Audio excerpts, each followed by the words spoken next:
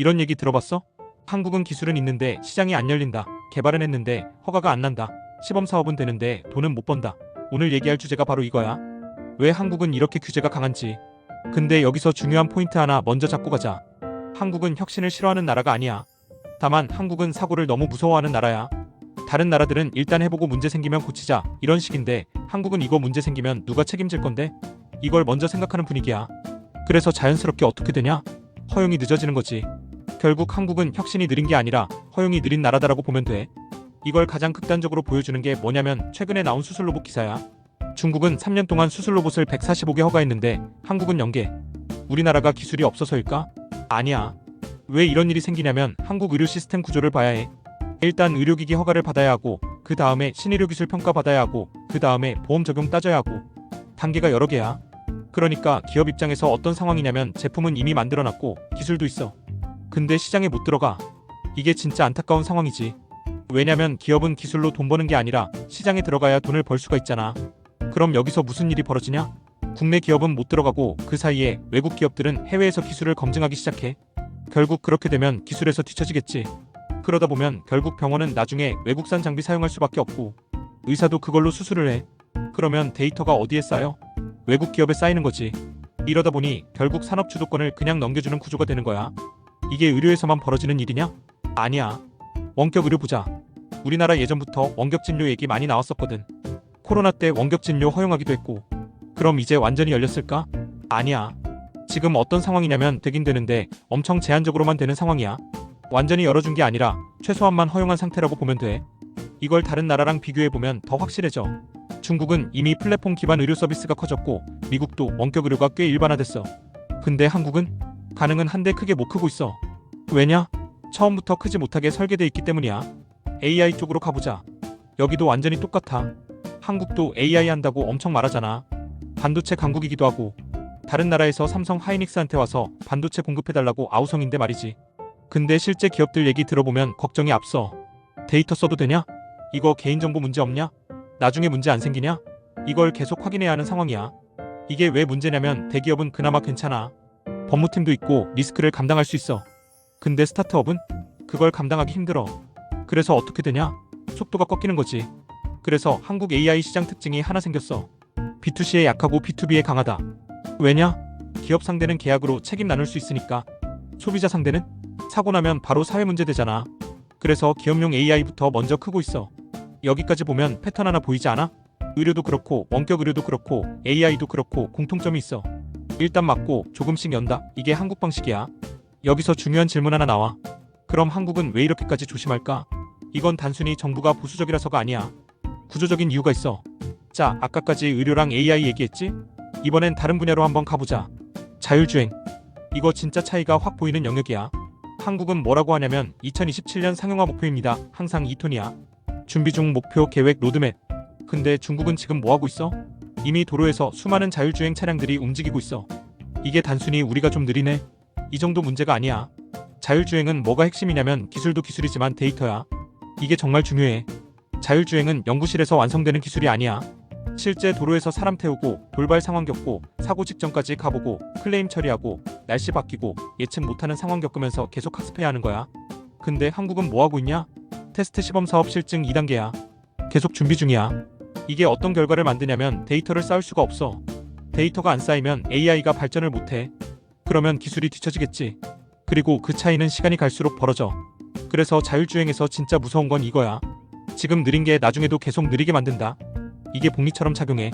자, 그럼 왜 한국은 자율주행을 이렇게 조심하냐? 여기서 한국 특성이 또 나와. 책임 문제. 사고 나면 누구 책임이냐? 제조사냐, 소프트웨어냐, 운전자냐, 정부냐, 이게 명확하지 않아. 근데 한국은 이걸 그냥 넘어가는 나라가 아니야. 사고 한 번 터지면 바로 뉴스 뜨고 여론 폭발하고 정치 이슈가 돼. 그러니까 규제하는 입장에서는 일단 막자가 되는 거야. 그래서 자율주행은 앞으로도 어떻게 열릴까? 한 번에 확 열리지는 않을 거야. 물류부터 셔틀부터 특정 구역부터 이렇게 조금씩 열릴 거야. 여기서 투자 포인트 하나 나와. 한국에서는 로보택시 회사보다 센서, 지도, 관제 시스템, 검증, 소프트웨어 이런 쪽이 먼저 돈 벌 수 있을 거야. 왜냐? 규제 덜 걸리니까. 자, 이제 금융으로 가보자. 핀테크. 여기도 똑같아. 한국은 금융 시스템이 굉장히 잘 짜여 있고 안정적이야. 선진 금융 시스템을 잘 갖추고 있어. 근데 문제는 뭐냐? 너무 잘 짜여 있어서 새로운 게 들어오기 어려워. 그래서 한국은 어떻게 하냐? 완전히 풀어주지 않아. 대신 샌드박스 안에 넣어. 이게 뭐냐면 일단 여기서 해봐. 근데 우리가 다 보고 있을 게 이거지. 지금까지 혁신 금융 서비스 몇 개인 줄 알아? 거의 900개 넘어. 엄청 많지? 근데 이게 의미하는 게 뭔지 알아? 한국은 혁신을 막는 게 아니라 관리하면서 허용하는 나라라는 뜻이야. 이 구조의 특징이 뭐냐면 속도가 느리다는 거야. 대신 안정적이지. 그런데 문제는 뭐냐? 이 방식으로는 플랫폼이 폭발적으로 크기 어려워. 중국은 어떻게 컸냐? 알리페이, 위챗페이 이건 그냥 생활 인프라가 됐어. 중국 가면 금융 선진국이라는 느낌이 들 정도라니까. 모든 게 스마트폰으로 다 처리돼. 길거리, 식당, 택시 다 QR로 결제해. 한국은 카드 중심, 규제 중심, 보안 중심. 그래서 편한데 폭발적인 확장은 없어. 자, 여기서 결정적인 사건 하나 나와. 타다. 이거 진짜 상징적인 사건이야. 타다는 처음에 법적으로 문제 없다고 판단받고 사업을 시작했어. 근데 결과가 어떻게 됐냐? 법이 바뀌었어. 이게 무슨 의미냐? 한국에서는 합법처럼 보여도 나중에 제도가 바뀌면 막힐 수 있다. 이게 투자에서 제일 무서운 리스크거든. 기술 리스크? 시장 리스크? 그거보다 더 무서운 게 뭐냐? 규제 리스크야. 그래서 한국에서는 어떤 현상이 생기냐면 투자자들이 보수적으로 변해. 플랫폼은 위험하다고 생각하고 대신 납품형, B2B, 인프라 이쪽으로 돈이 가는 거야. 이게 왜 중요하냐면 나라 전체의 산업 구조까지 바꿀 수 있거든. 미국은 플랫폼이 강해. 중국도 플랫폼이 강해. 근데 한국은 제조, B2B, 인프라 이게 강해.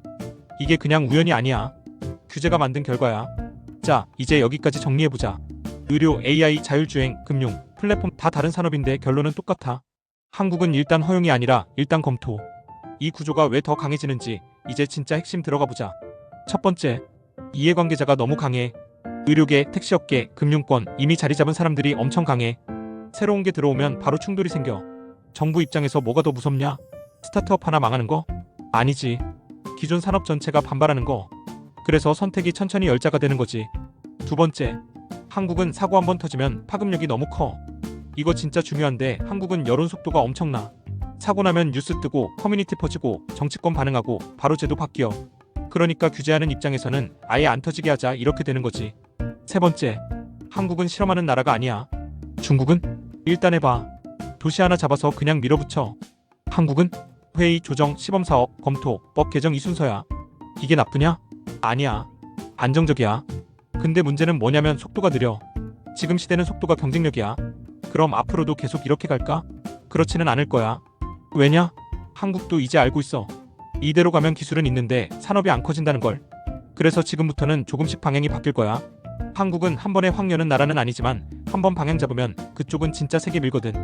그러니까 한국을 볼 때 중요한 건 이거야. 어디가 막혀 있고 어디가 열리고 있냐 이걸 봐야 돼. 그럼 앞으로 풀릴 가능성이 높은 분야는 어딜까? 첫 번째, AI 인프라. 이건 이미 시작됐어. 정부가 지금 뭐 하고 있냐면 데이터 센터 늘리고 GPU 확보하고 전력 문제 풀어주고 세금 깎아주고 있어.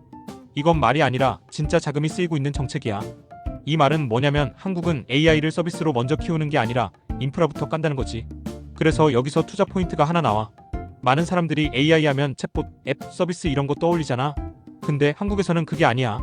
한국에서는 뭐가 먼저 돈 되냐면 데이터 센터, 전력, 냉각, 서버, 반도체, 네트워크. 한마디로 곡괭이 파는 기업들. 한국 시장에서는 플랫폼보다 인프라가 먼저 가는 거지. 두 번째, 산업용 AI. 이건 왜 유리하냐면 규제가 덜 걸려. 공장 자동화, 기업 데이터 분석, 공공 시스템. 이건 개인정보 이슈 적거든. 그래서 B2B AI가 먼저 크는 구조야. 세 번째, 디지털 헬스케어. 근데 여기서 중요한 거 하나 있어. 플랫폼이 아니라 제품을 봐야 해. 이게 무슨 말이냐면 원격 의료 플랫폼보다는 AI 진단, 의료기기, 수술 보조, 재활 로봇 이쪽 분야가 성장할 거라는 거야. 허가 루트가 이미 있거든. 그래서 의료 쪽 투자할 때는 플랫폼이 아니라 허가 가능한 제품형 기업 봐야 돼. 네 번째, 자율주행. 근데 여기서 착각하면 안 돼. 로보택시?